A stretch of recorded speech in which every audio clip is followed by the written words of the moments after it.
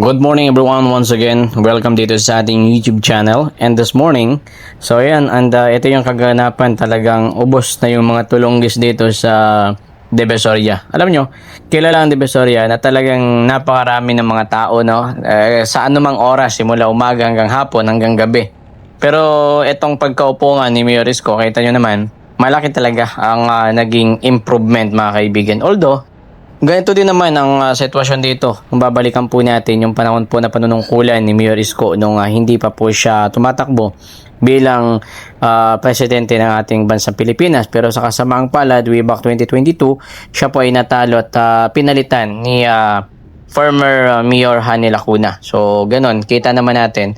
So, kung ano yung pamumuno niya before, so ganun din naman ang kanyang ginawa ngayon. Kita nyo naman, dito sa Divisoria, dati marami snatcher talaga dito. Pero pagkaupo 2 days ng pagkaupo po ni Mayor Isko, talagang inayos ka agad dito, no? Talagang nagkaroon ng mga flashing and nagkaroon po ng mga pagpintura diyan sa mga barricade na yan. Kita niyo naman nung nakaraan, talagang yung kabila lang, but at this time talagang lahat na po, mga kaibigan. Every 5:30 in the morning kasi, halos mga ganon, 6, simula yata yan mga alas 4:30 ng umaga. So nag-aayos na sila dito, nagpa-flashing na, kaya kita nyo naman kasi pumunta ako dito mga bandang alas 10, no? So back to operation yung mga dito, yung may mga tindahan dito or may mga ganyan, may mga business sa lugar ho na ito.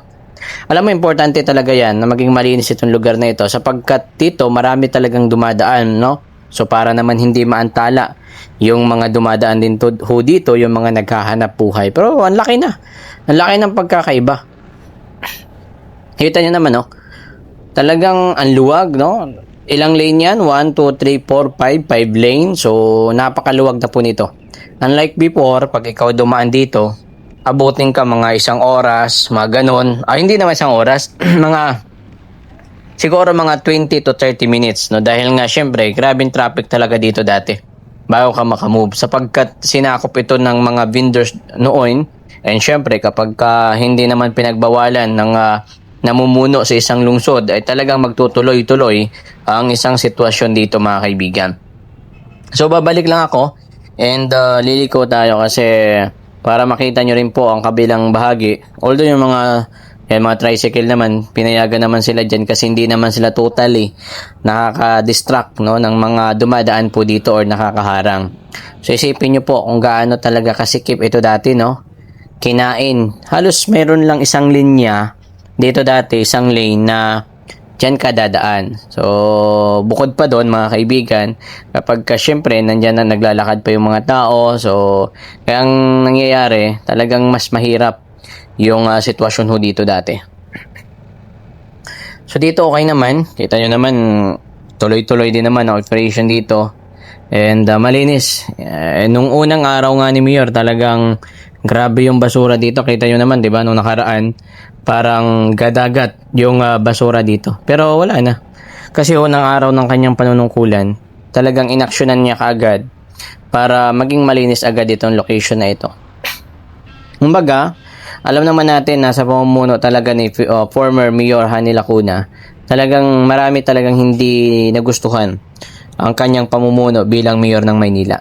And this time sa 168 and 999 shopping mall, so malinis na rin dyan. Dati kasi pinayagan sila dyan, may mga stall dyan yung mga vendors, and pagkaupo ni Mayor, talagang pinatanggal lahat. So isipin nyo po, ngayon pa lamang kita nyo naman, so medyo nagkakaroon ng slight traffic sapagkat syempre napakarami nga ng mga dumadaan dito na mga e-trike, no, yung mga jeep, no, napakarami po ng mga dumadaan dito. At yun nga yung isa sa mga good news sapagkat natanggal yung mga vendors dito. Hindi naman tayo against, no, sa mga vendors sapagkat syempre rights nila yan, hanap buhay nila yan to survive and mabigay ang pangangailangan ng kanilang pamilya, ngunit sa tamang location na mabigyan din po ng maibigay din yung para sa ibang mga naghahanap buhay. So dito, and babalik tayo doon sa may doon banda sa may Tutuban, no, sapagkat makita nyo dito sa aking kanan, yan yung may blue na nakaharang, talagang yan dati. Yung sidewalk na yan, nilagyan po yan ng mga vendors. So, isa din yun sa pinatanggal ng under the leadership of Mayor Isko at this time.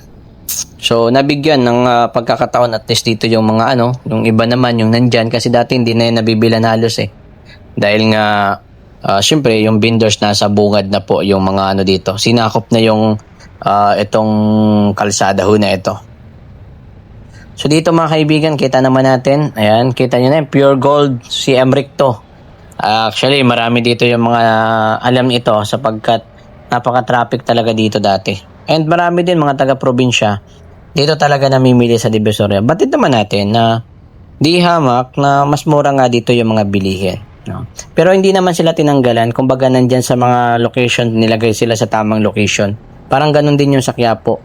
Nilagay din sila sa tamang location nang sa gayon nga mabigyan ng maluwag na kalsada yung ating mga kababayan.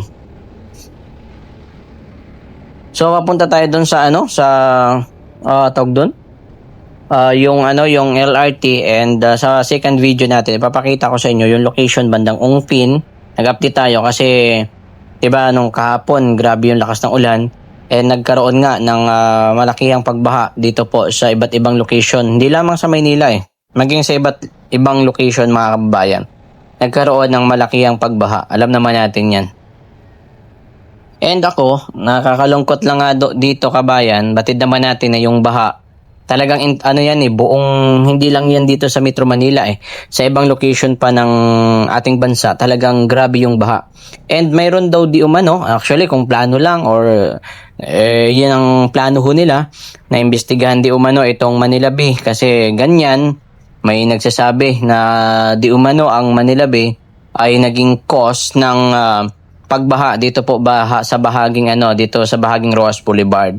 Alam mo, marami ako napapanayam diyan na di umano ay wala pa yung Manila Bay na yan. Talagang nagbabaha na diyan ang itong location ho na ito. Panahon kasi ni former president, talagang inayos diyan yung mga drainage, no? Talagang napakarami mga putik, yan ganun.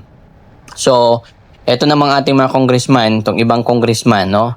Imbis sana na mag-focus and imbestigahan yung flood control, mga tungaw, no? Sa totoo lang ho. Kasi nakapokus sila ngayon sa pagbukas daw ng Kongreso ay iimbestigahan itong ibang congressman itong pagpapagawa dyan sa Manila Bay. So, imbestigahan nyo yung flood control na napakalaki yung budget ang inilaan dyan, no? Ganyan, kasi alam mo, at the end of the day, isisisi nila yan kay PRRD, no? Yung pagbaha dyan sa Maynila, mga mga uplok, yung mga buang na yan mga kababayan. Ganyan ka tawag nito, kabulok, no? Mga utak ng ilan ho sa ating mga mambabatas, no? Imbis na imbestigahan yung flood control, kasi alam naman natin yung flood control talaga kung saan na napunta yan, imbestigahan daw nila yung Manila Bay kasi yan daw yung nag-cause ng pagbaha sa ating diyan sa Roas Boulevard. Tingnan mo naman ng mga ugok, no? Utak ng isa pa diyan yung yung mga building na tinayo nyo diyan sa Maynila, ha. May mga tinayo kayo diyan ng mga building na ilang milyon ho yan ang ginastos diyan. Ayan, imbestigahan nyo yan.